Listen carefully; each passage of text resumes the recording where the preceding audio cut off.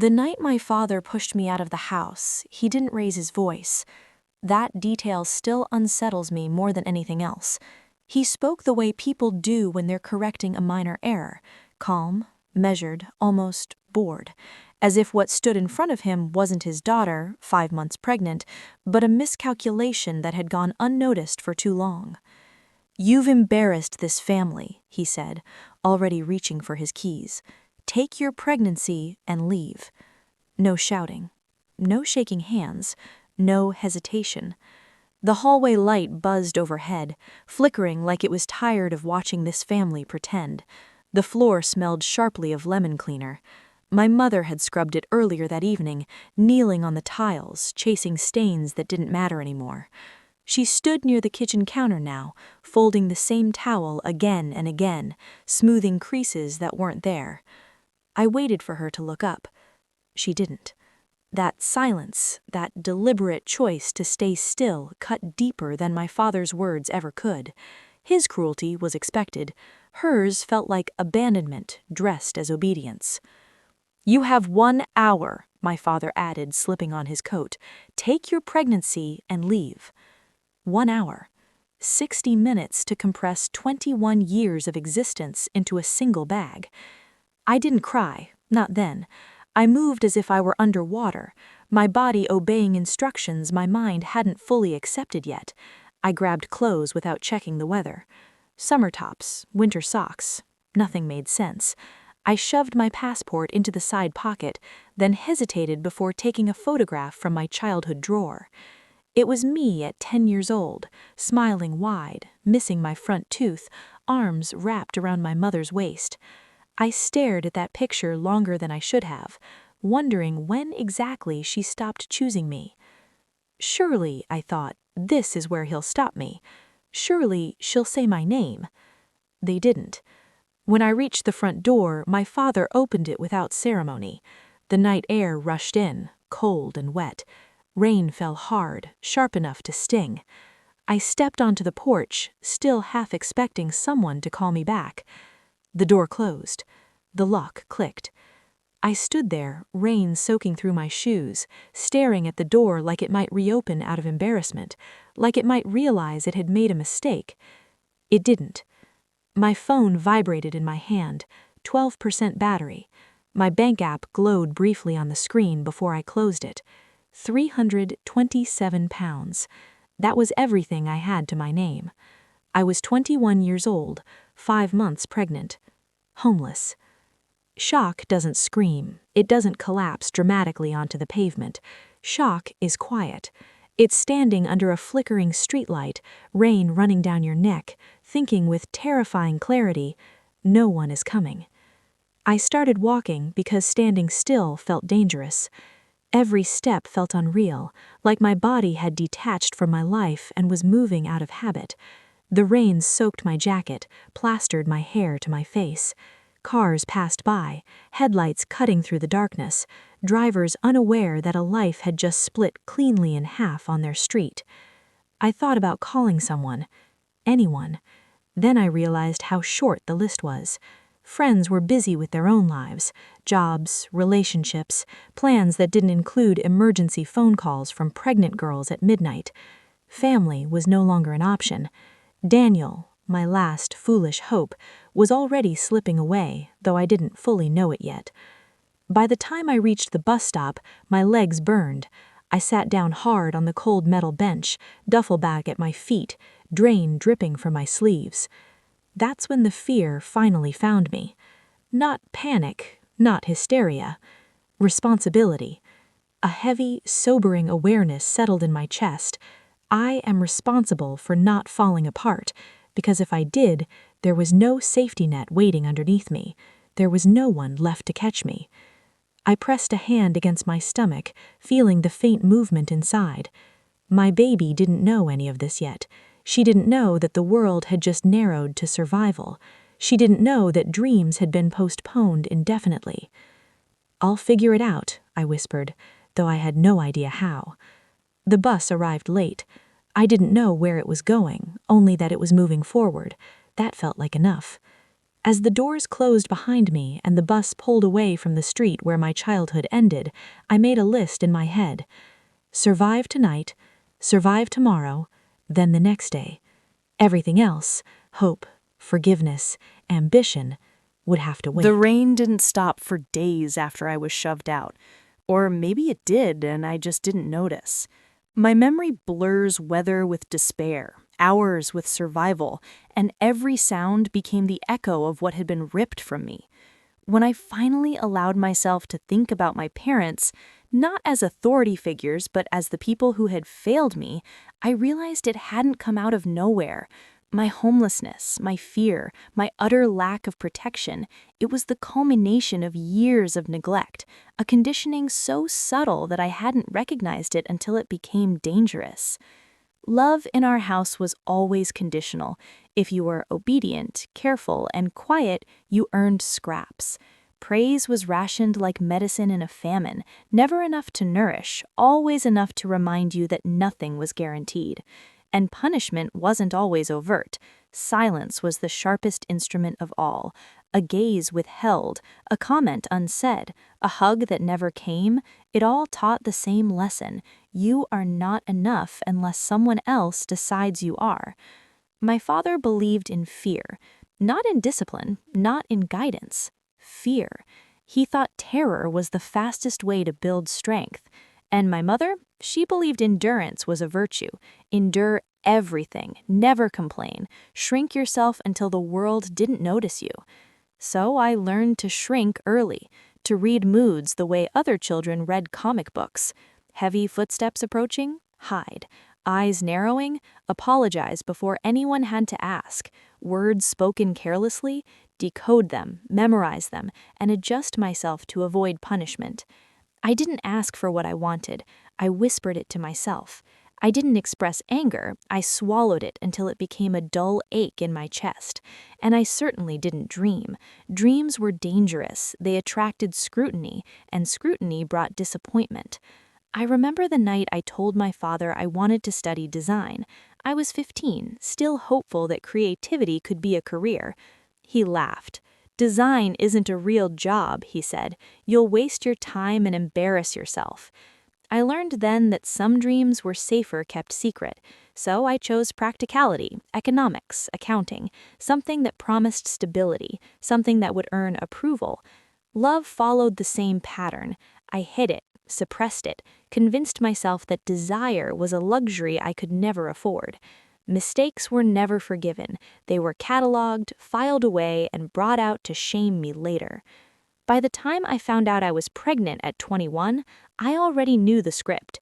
Shame would arrive first. Concern, if it came at all, would be measured and rationed.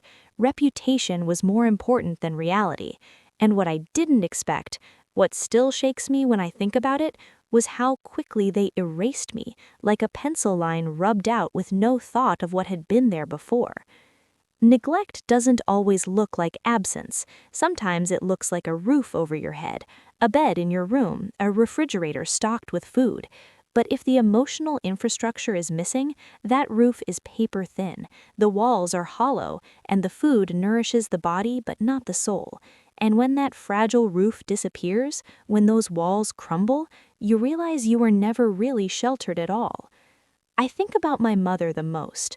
Her silence was a weapon, but it was also her shield.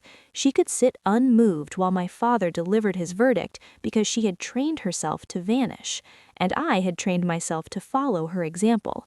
I was never allowed to need anyone because needing is dangerous.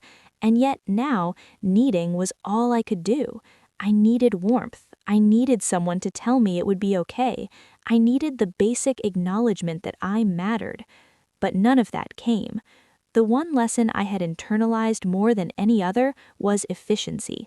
If you are unwanted, you must operate as if your survival depends entirely on your choices, because it does. There is no external force that will rescue you, no parent, no partner, no magical intervention. And so I survived, mechanically at first. I memorized bus schedules, calculated expenses to the last penny, and slept in shifts on friends' couches. I apologized for my existence in other people's homes, even when I had earned a right to be there. I learned which neighborhoods were safe to walk alone at night, and which streets I should avoid, even if it meant walking miles out of my way. Every day I carried my daughter like a secret promise to myself. She didn't know the depth of despair I had walked through to keep her safe. But even in the darkest moments, I clung to her small fingers, to her heartbeat pressed against mine, and whispered promises I wasn't sure I could keep. You will not inherit this fear. You will not inherit this silence. I will find a way. It took months before I could even think about hope again, and when I did, it was cautious, tentative, almost frightening in its audacity. Hope was dangerous once. It had been betrayed. But now surviving had created a new kind of courage, a quiet, stubborn courage that whispered, "You will build your life on your terms. You will be seen. You will matter." I also began to understand the paradox of neglect. It leaves scars, yes, but it also leaves skills. I was observant, I was resilient, I was capable of quiet strategy, of making choices that counted. Those skills kept me alive when the rain soaked my bones and the night was endless. Looking back now, I see that my childhood didn't break me. It prepared me. It forced me to grow in ways my peers never had to. But the lesson was costly, and the first chapter of my adulthood, the one spent shivering in the rain, was the first real test of whether I could transform survival into agency. Because nothing had prepared me for the betrayal that came not from strangers, but from the people who was supposed to love me without conditions. And yet, the seed of defiance was planted in that pain. One day, I decided I would stop shrinking. I would stop apologizing for existing. I would turn the lessons of neglect into tools for my life, not as weapons against myself, but as weapons for my freedom. I just didn't know how yet.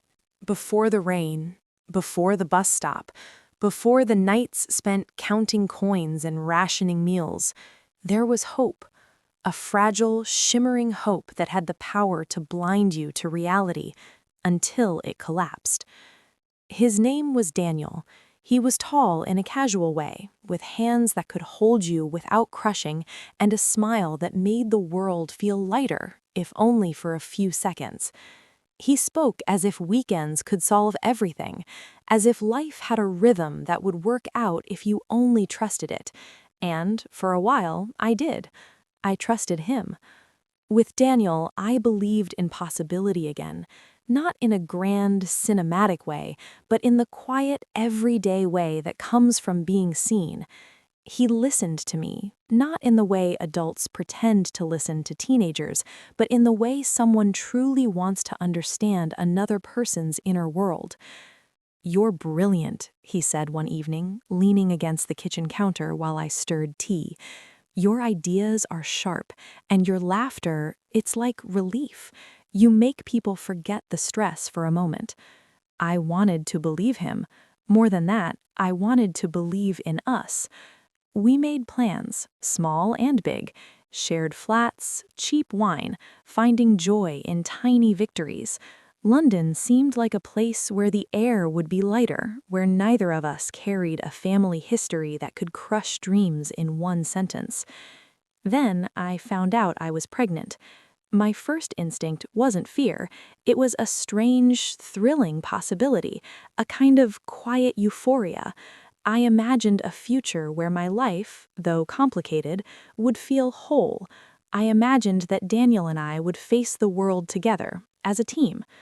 When I told him, he held me awkwardly, hugging me in a way that said, "This is serious, but I'm still in control." He said he needed time. 24 hours, that was it. Just one day to absorb what had just been revealed and decide if he was ready to commit to a life with a child he had never anticipated.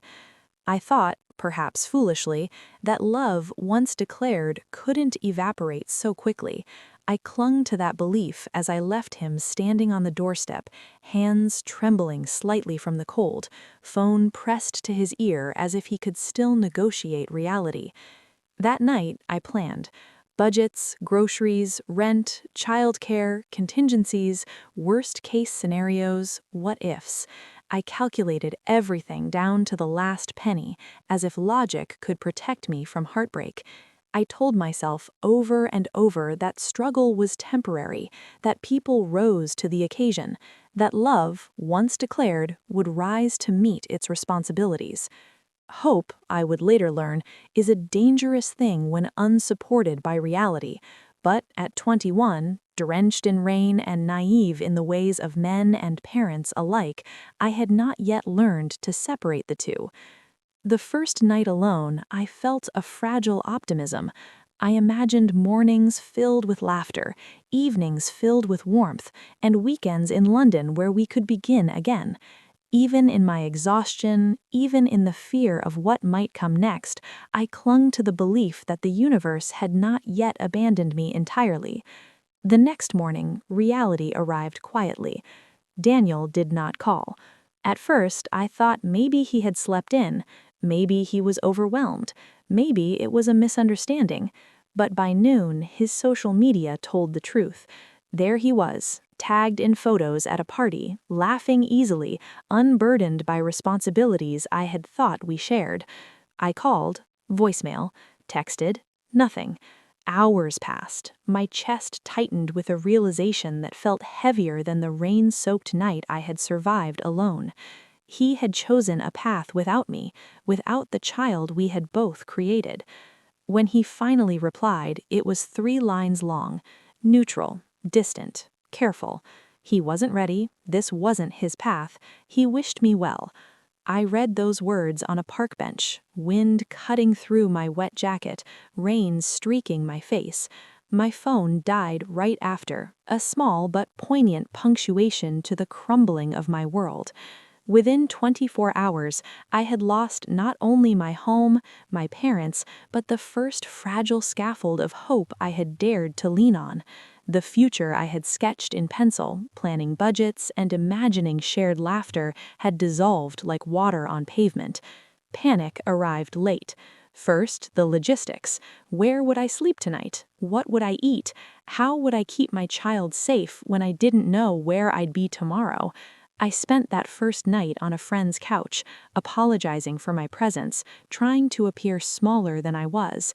Gratitude was a fragile contract I had to uphold even while my heart shattered. Sleep came in short, shallow bursts, punctuated by the whispering of my own doubts. You're alone, you're abandoned, you can't depend on anyone. By morning, shame arrived. By afternoon, fear. By night, clarity. No one was coming. The cruel irony of hope is that it prepares you for the very despair it will later deliver. I had allowed myself to imagine rescue, stability, and love. In return, I received absence, betrayal, and silence. And yet, even as my chest ached and my hands shook, a stubborn spark took root. It whispered that I had survived the rain. I had survived the lock clicking behind me. I had survived the indifference of my parents, and I could survive this too. Hope was gone, illusion shattered, but courage remained, the quiet, steady kind that doesn't require cheering or applause. It was the kind that lets you pick yourself up, plan one step at a time, and move forward even when the world seems to have conspired against you. I learned then that survival required more than logic. It required brutal honesty. I had to admit that people would fail me consistently and that relying on anyone else for my safety was dangerous. The world wasn't going to rescue me. I had to rescue myself. That realization was both terrifying and liberating. I clutched my stomach that night, feeling the life growing inside me, and whispered promises I barely believed. You will not inherit my fear. You will not inherit the betrayal of men. I will figure this out. I will protect you. I will survive. It was the first night I understood that hope, when stripped away, could be transformed into determination.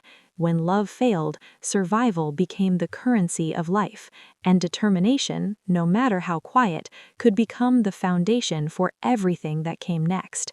By dawn, the park was quiet except for dripping leaves and the occasional car splashing through puddles. I stood, stiff and wet, and began walking again, this time not aimlessly, this time with a plan, even if the plan was only move, live, breathe, one step at a time. Because in that moment, I realized that though the illusion of hope had left me, the spark of agency had not, and that spark would grow. The morning arrived gray and overcast, the sky heavy with clouds that mirrored my mood. I woke in a borrowed bed, the kind of bed that doesn't feel like yours, in a flat that smelled faintly of cooking and detergent and the life of someone else. I had spent the night lying awake, imagining every possible outcome, calculating numbers in my head as if arithmetic could replace affection, as if logistics could heal a broken trust. I was 21, 5 months pregnant, and entirely alone. I tried calling Daniel again, straight to voicemail, then texted. Nothing. By afternoon, his social media betrayed him. Photos of him at a party, smiling, carefree. It was the world I had imagined, vibrant, easy, unburdened, but I was no longer part of it. I felt invisible to him, discarded, a casualty of a life that didn't include me. Then the text came.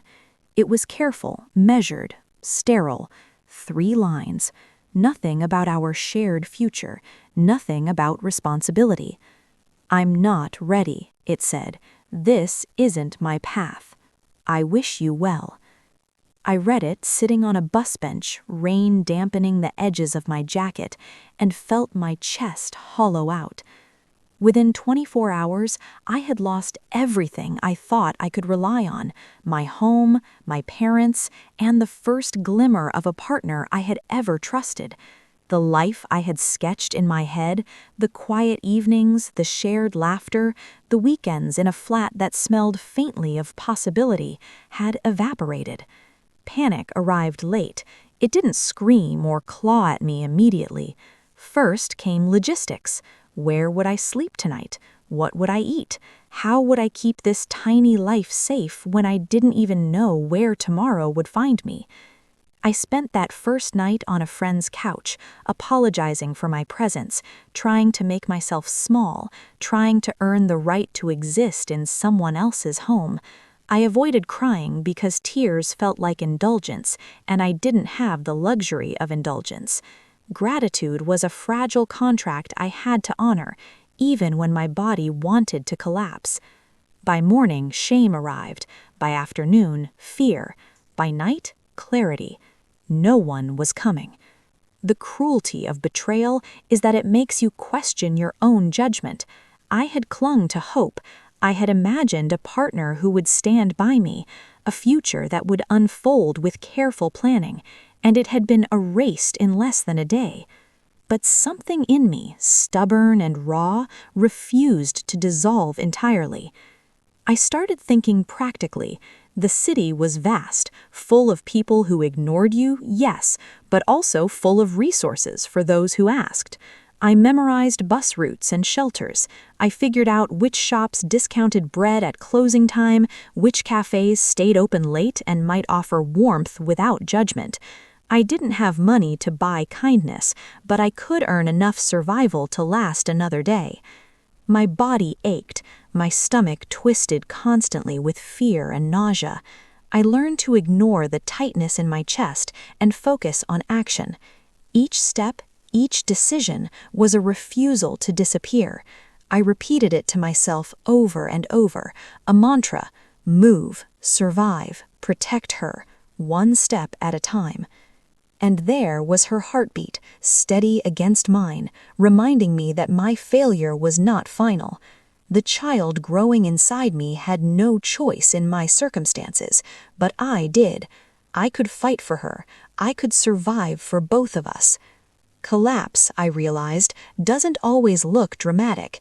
It doesn't have to be a scream, a fall, a public spectacle. Sometimes it's quiet. Sometimes it's sitting on a park bench in the rain, phone dead, social media betraying your trust, staring at the cracks in the pavement, and learning to breathe through disappointment without suffocating. By the end of that day, I understood something profound. People will fail you, not sometimes, not occasionally, consistently, and the world will continue as if nothing has changed. Waiting for someone to rescue you is pointless. You have to rescue yourself. The collapse within 24 hours had stripped me bare. There was no illusion left. No hope, no partner, no parents. Only me. And the weight of responsibility for my life and the life of the child I carried. It was terrifying, and it was liberating. Because in that liberation, I found a spark. The realization that if I survived this total abandonment, then perhaps I could survive anything. The skills I had developed growing up, the observation, the endurance, the quiet strategic thinking, suddenly had a purpose. They were no longer tools for compliance. They were tools for survival, for agency. That night, lying awake on a borrowed couch, I whispered to my daughter, "I will not let fear define us. I will protect you. I will survive. And one day, I will thrive." It was the first time I believed it, not just in the abstract, not in theory, but in the marrow of my bones. Survival was not enough. I needed to transform it into power, stability, and dignity. And yet, I had no idea how. The first week was a blur of cold nights, careful calculations, and the quiet terror of being responsible for 2 lives with nothing. I memorized every shelter, every bus route, every discounted supermarket. I learned to ration food for both of us, calculating nutritional value with the precision of a scientist and the desperation of a mother who knew no other way. By the end of the month, exhaustion became a constant companion. My body was aching from overwork and lack of rest. My mind was sharp, alert, constantly planning. Fear and determination danced together in a delicate balance. One misstep could mean catastrophe. One wrong decision could unravel everything. But the spark that had been lit, the quiet insistence that I would not disappear, began to grow. I realized that the collapse I had endured had also cleared the way. The world had tried to erase me, strip me of hope and possibility, but it had left me with something even more powerful: autonomy, freedom, the ability to choose every single day how I would respond. And so the collapse, brutal and unrelenting, became my first teacher. It taught me about the fragility of trust, the cruelty of dependence, and the strength of sheer will. I vowed then, silently, that I would never again allow someone else to determine my worth or the trajectory of my life. Not my parents, not a lover, not circumstance, not even fear itself. The collapse within 24 hours had destroyed my illusions, but it had also laid the foundation for the life I was about to build, a life of agency, of determination, and eventually of power. Because what doesn't kill you, as they say, doesn't just make you stronger. Sometimes it gives you everything you need to rise, if you are willing to fight for it. And fight I would. The first year after being abandoned was nothing like I imagined adulthood would be. It wasn't filled with subtle growth or quiet victories. It was a series of battles, each one testing the limits of my body, my mind, and my will to live. Survival became more than a word. It became a full-time occupation. I worked 2 jobs from dawn until well past midnight. One was in a cafe, serving customers who didn't notice the exhaustion in my face, the way my hands trembled when carrying hot cups. The other was cleaning offices, wiping down surfaces and vacuuming floors while my feet ached and my back screamed in protest. Every night I returned to a borrowed couch, sometimes in a friend's flat, sometimes in a hostel, knowing that the next day would demand the same energy. Sleep was always fragmented, never enough to fully recover. Pregnancy was brutal. The glow they promised in magazines didn't exist for me.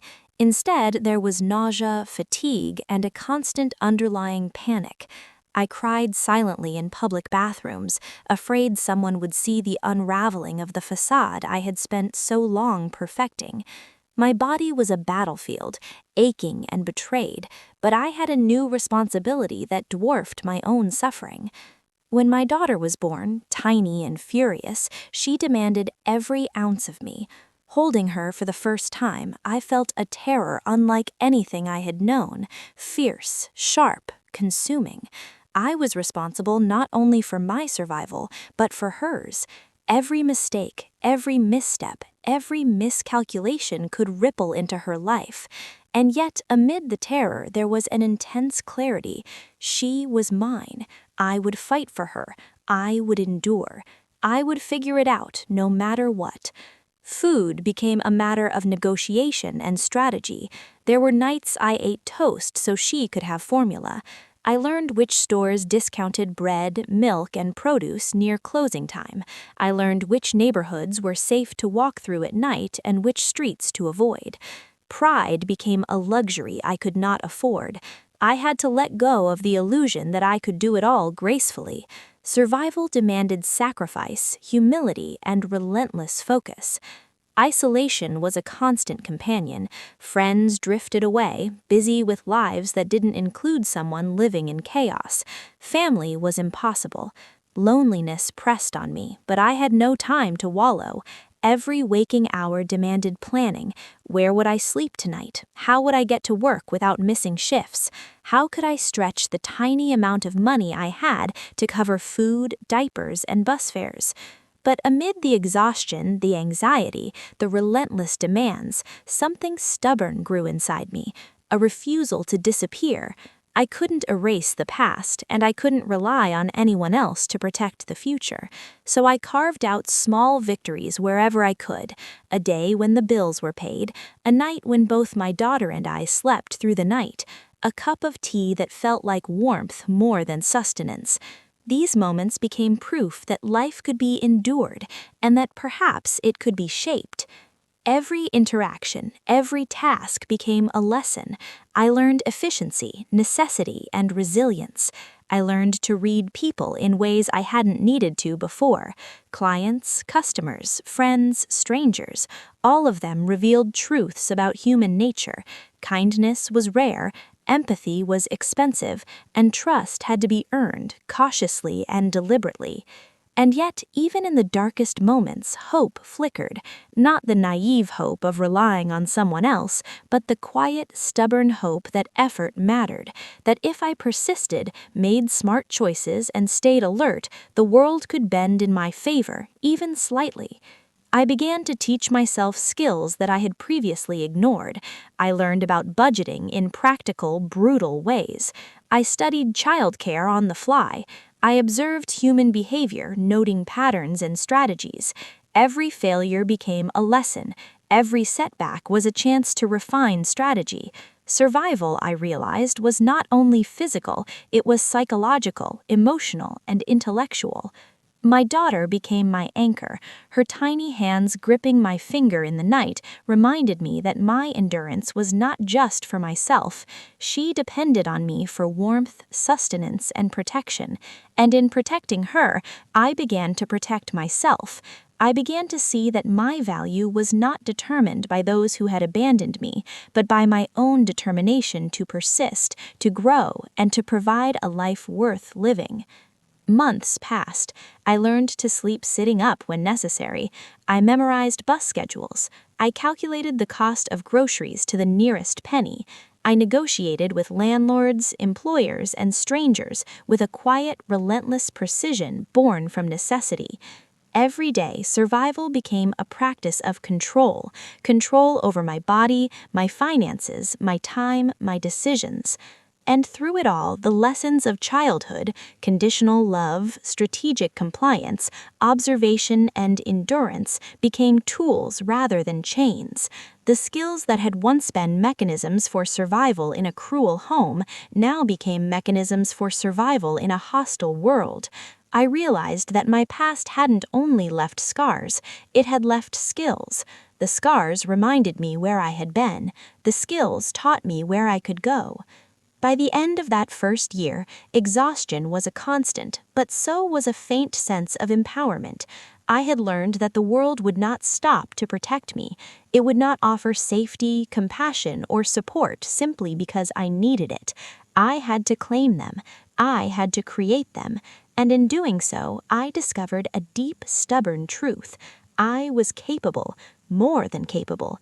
I was resourceful, I was determined, and most importantly, I was no longer invisible. For the first time, I understood that survival was only the beginning. There was more than endurance to be claimed.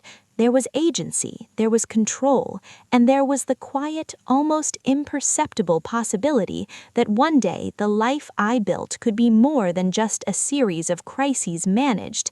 It could be a life chosen, directed, and fully owned.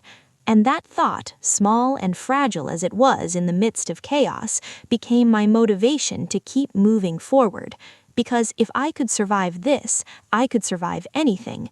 And someday I would rise beyond mere survival. I would rise to something extraordinary.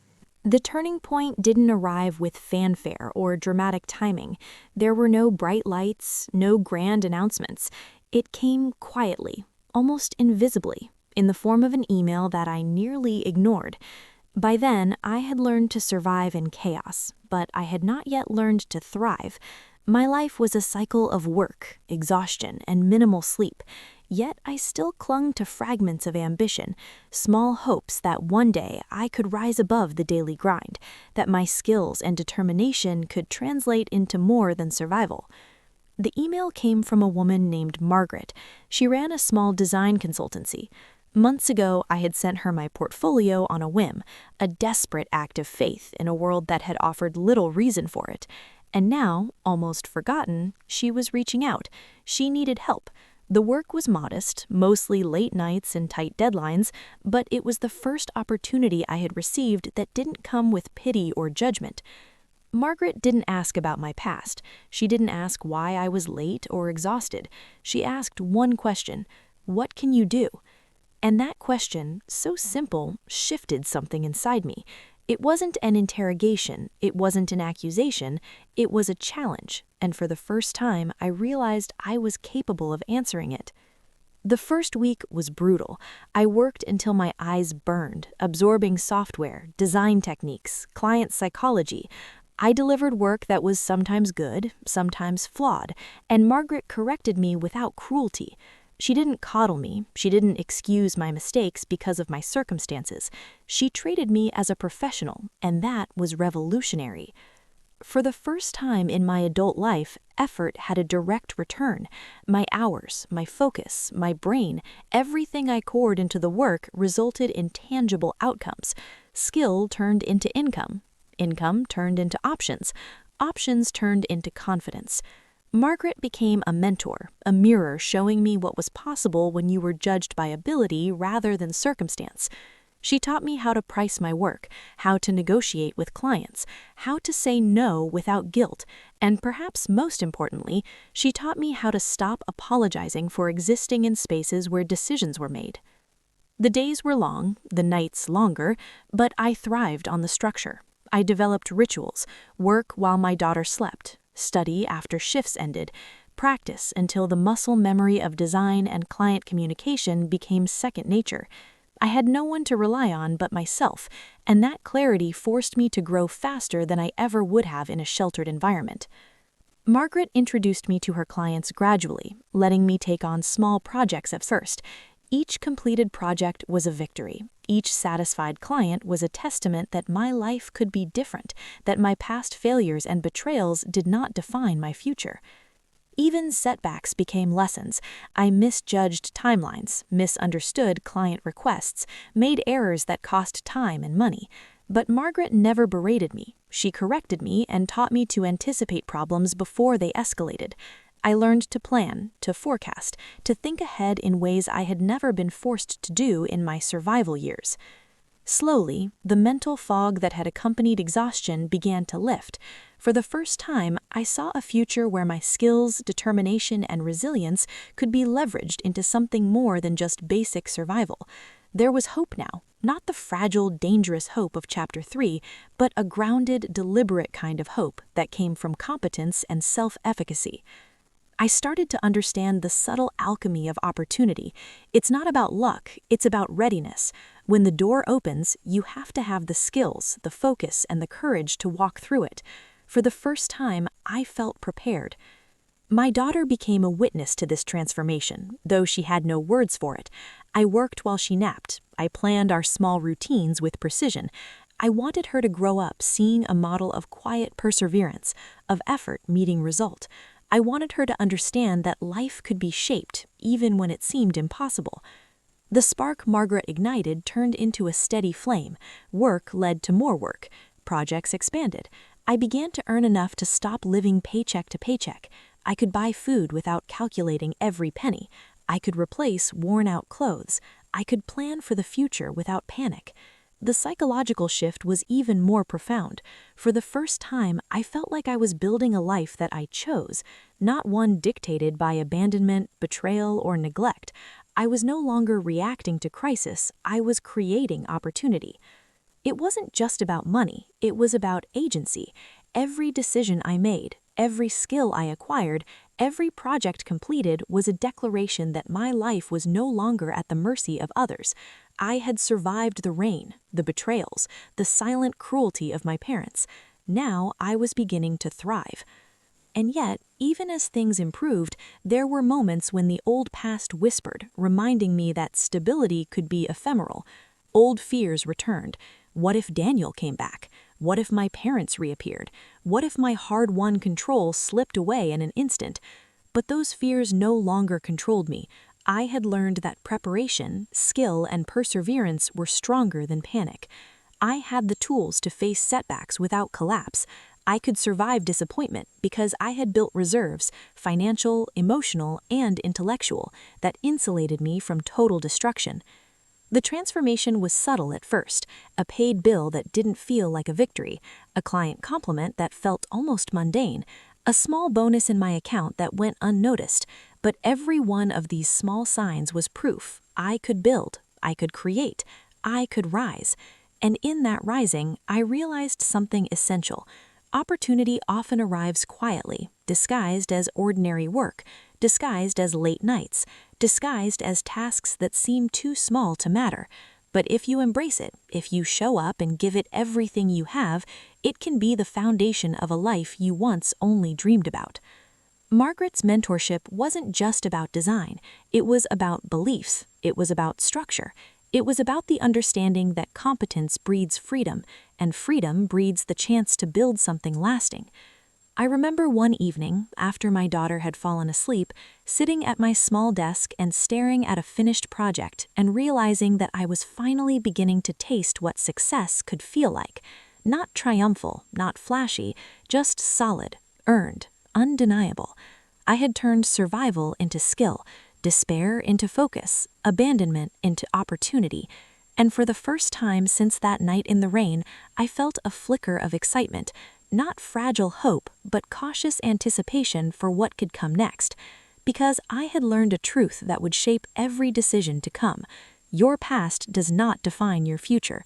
Your survival is only the first step. The rest is up to you. Growth is rarely a straight line.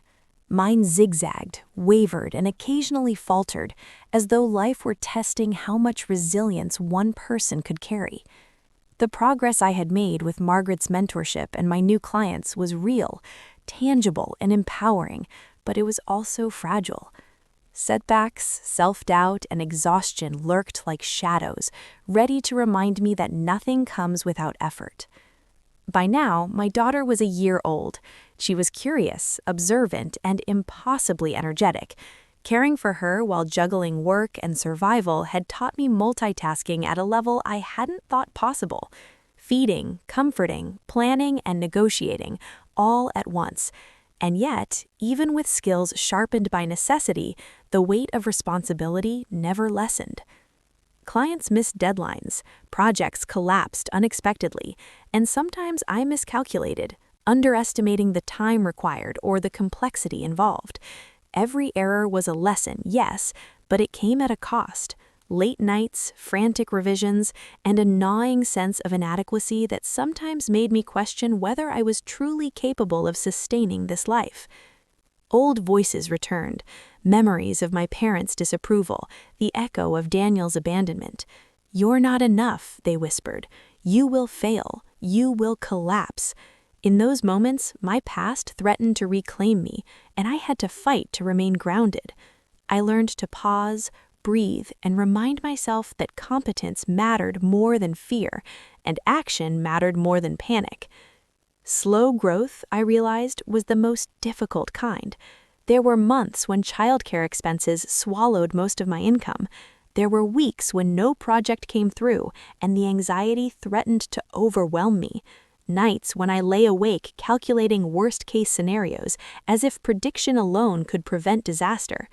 Progress existed, yes, but it was measured in inches, not leaps, and often hidden beneath exhaustion and doubt. Despite these challenges, consistency became my lifeline. Showing up mattered more than brilliance. Adjusting, learning, and repeating mattered more than the immediate recognition I had once craved. I began to value incremental improvements, the small victories that no one applauded, but that cumulatively built resilience, competence, and security. I watched my daughter grow, her laughter and curiosity a constant reminder that the life I was building was not just for me. She deserved stability, confidence, and a role model who met obstacles with determination rather than despair. Her presence transformed my ambition from self-preservation into something larger, legacy. I wasn't merely surviving, I was constructing a foundation she could one day stand on. The world, I learned, is inconsistent. Opportunities emerge, vanish, and then return unexpectedly. Networking, client relationships, and reputation, all of them required careful cultivation. I had to maintain professional integrity while also negotiating my own exhaustion. Mistakes were inevitable, but avoiding them through caution alone was impossible.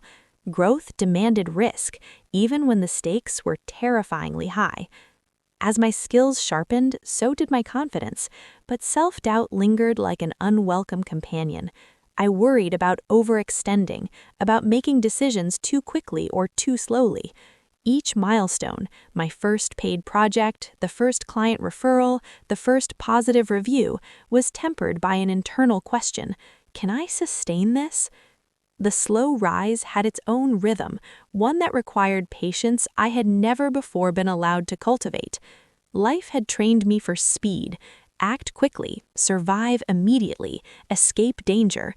But now, growth demanded something else: endurance. The ability to keep moving forward, not at a sprint, but at a measured pace that allowed for mistakes, recalibration, and recovery. In these months, I also learned the power of boundaries. I had been conditioned to accommodate others, to apologize preemptively, to minimize my needs.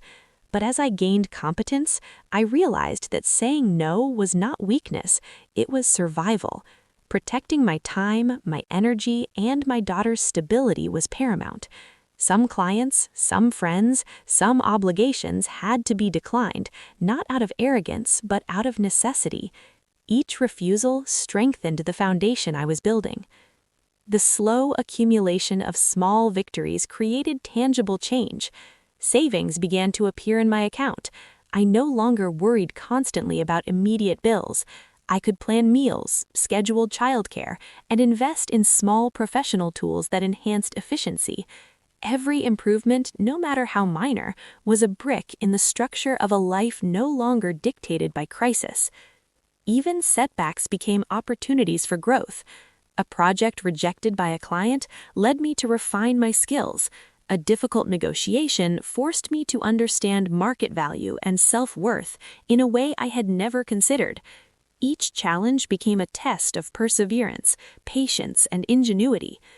By the time I looked up one evening, exhausted but satisfied, I realized something extraordinary had happened. I had transformed from someone defined by circumstance, abandoned, betrayed, isolated, into someone defined by competence, agency, and determination. I was slowly building a life where my choices mattered, where my voice mattered, where my presence mattered. And yet, I remained cautious. I had been burned too often, relied on hope too blindly, and learned the hard way that the world can shift in an instant. The rise was slow, deliberate, and careful.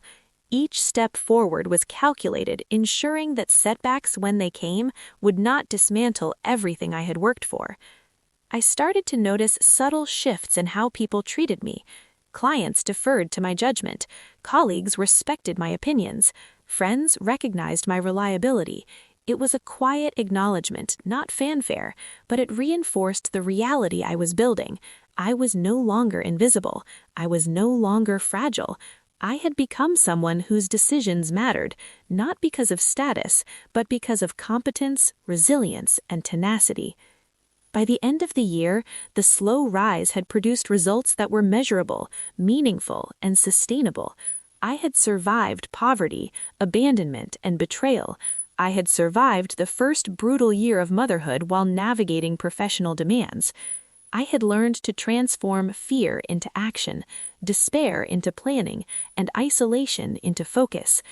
Most importantly, I had begun to trust myself. And with trust in myself came clarity. The life I wanted, the life I was building, was no longer about merely surviving. It was about thriving, about creating a future where my daughter and I could live on our terms, with dignity, freedom, and security. The slow rise was messy. It was uneven. It was exhausting. But it was real.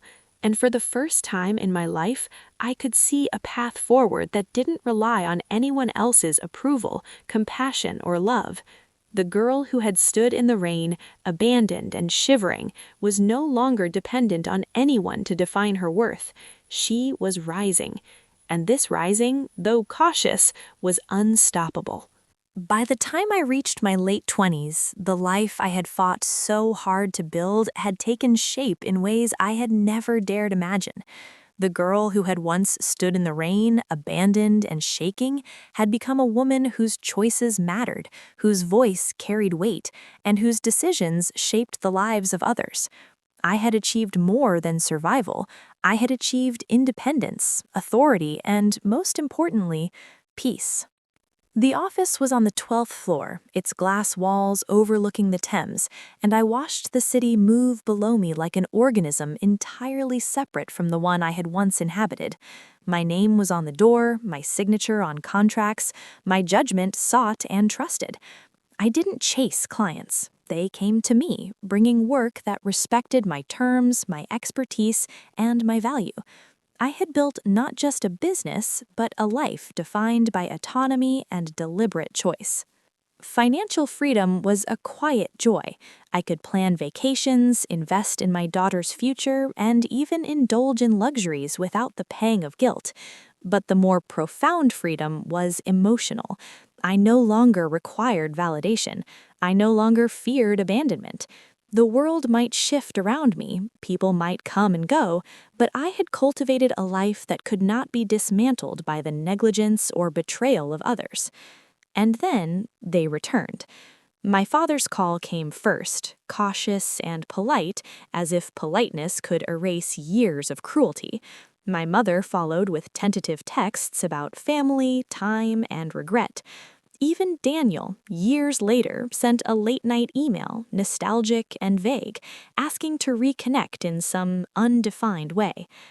I listened to their words, measured, detached. The past had aged without me, leaving only its echoes.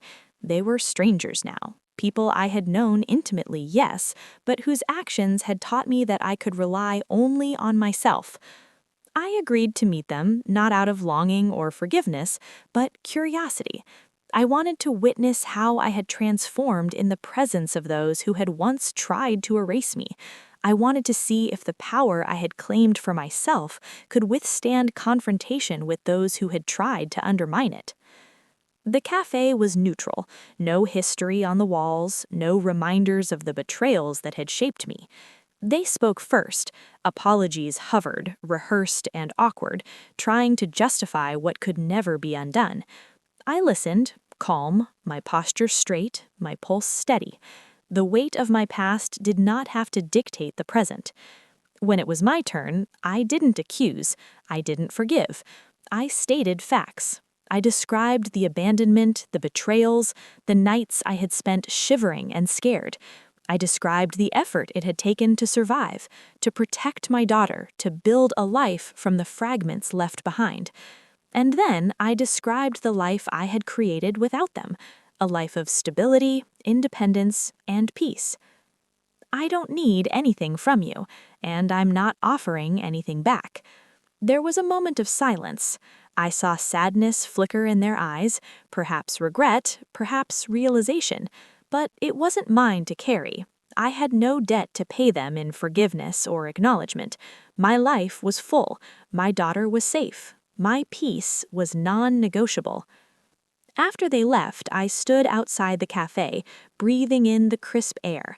The city moved around me, indifferent, as it always had, and yet I felt aligned with it, steady in a way I had never been before. My daughter's laughter awaited me at home, along with the rhythms of a life earned, not granted. Triumph, I realized, wasn't about revenge or recognition. It wasn't about grandeur or spectacle. It was quiet, measured, and internal. It was the ability to stand in the aftermath of betrayal and abandonment and declare, I am here, I exist, I have built a life no one can take from me. The journey from that night in the rain to this office with a view of the Thames had been brutal, slow, and demanding, but every moment of despair had been a teacher. Every betrayal had been a lesson in self-reliance. Every sleepless night had been a rehearsal for endurance, and every small victory had accumulated into a life of substance and dignity. I thought about the girl I had once been, the young woman thrown into the storm, carrying nothing but a duffel bag and her unborn child. I wondered if she would recognize me. I think she would. She would see a reflection of herself, but stronger, wiser, and unshakable. I would tell her, you survived, you endured, you rose, and now you are free. Freedom, I discovered, is not merely the absence of hardship. It is the presence of choice. It is the right to define your life, to protect your peace, and to claim your worth on your own terms. And once you grasp that, nothing, neither neglect, betrayal, nor abandonment, can diminish it. I walked home that evening, the city lights reflecting in the Thames like scattered jewels. My daughter ran ahead, laughing, unburdened by the past, and I felt a quiet joy that no one could take away. The rain, which had once been a symbol of despair, was now a memory, a distant echo that had shaped but not defined me. At home, we celebrated small victories, a meal cooked without worry, a bedtime story, a quiet evening filled with the warmth of presence rather than survival. And as I watched her drift to sleep, I allowed myself a rare indulgence, a moment to reflect, to honor the journey, and to recognize the magnitude of what had been achieved. I had turned rejection into authority, betrayal into determination, neglect into skill, and the girl in the rain, the one who had shivered and hoped against hope, was no longer alone. She had become a woman who carried her past without letting it dominate her present. She had become a mother, a professional, a survivor. She had become whole. And finally, peace was mine, not fleeting, not fragile, but steady, sustainable, and unassailable.